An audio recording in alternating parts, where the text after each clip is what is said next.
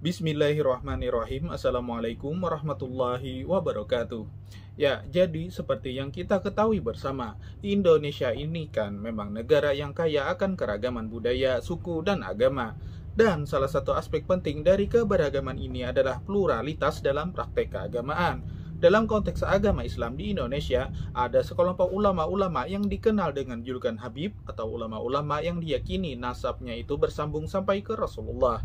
Namun seperti dalam setiap kelompok yang besar, biasanya memang pasti ada saja kemungkinan ada individu atau oknum Habib yang menyombongkan diri mereka sendiri dan mengeksploitasi status sosialnya sebagai juriyah dari Rasulullah. Sehingga mungkin banyak kalangan pribumi yang mengkritik oknum Habib tersebut karena dinilai terlalu menyombongkan nasabnya. Namun faktanya sekarang adalah banyak juga kan oknum-oknum yang mengaku pribumi sudah kebablasan menyerang dan mengkritik kelakuan oknum Habib dengan membawa-bawa asal-usul Datuk Habib tersebut yang katanya hanya seorang imigran pendatang dari Yaman ke Indonesia.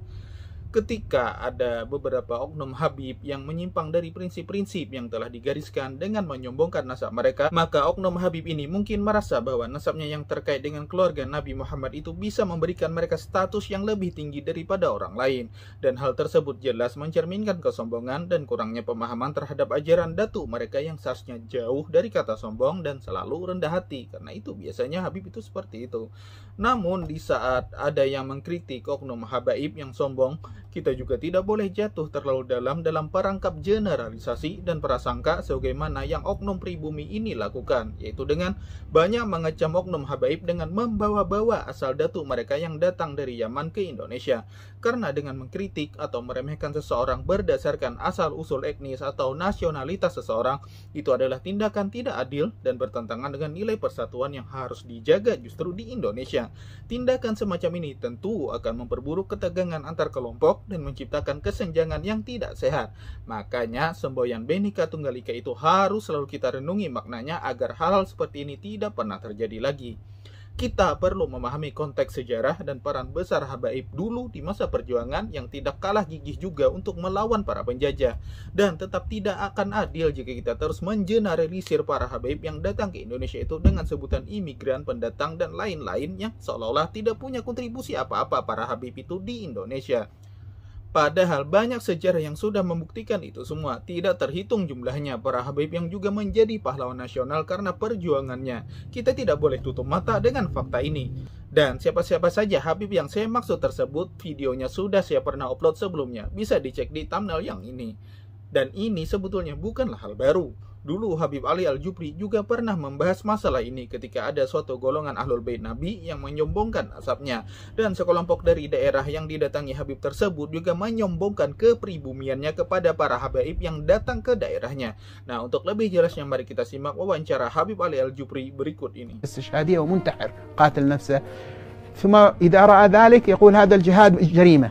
يا أخي مش الجهاد جريمة، الذي فعله هذا جريمة وهو مش جهاد. نفس الشيء الذي يرى أناس يسيئون التصرف مع الناس ويرون لهم حق التسلط على الناس بسبب أنسابهم الشريفة، فيقول لا ما في شيء اسمه أنساب وهذا أهل البيت ما لهم قيمة ولا لهم كذا. الطرفان هذان كلاهما متطرفان. هنا المشكلة اللي هي مسألة ردة الفعل المتطرفة.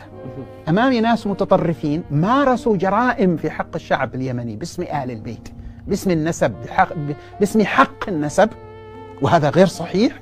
يقابله أناس سيمارسون الآن جرائم أخرى باسم إيش؟ باسم أن نحن اليمنيين الأصليين وغيرنا مش هم اليمنيين، نحن الأقيال والقحطانيين وهذول اللي جاءوا هكذا وما لهم في البلاد.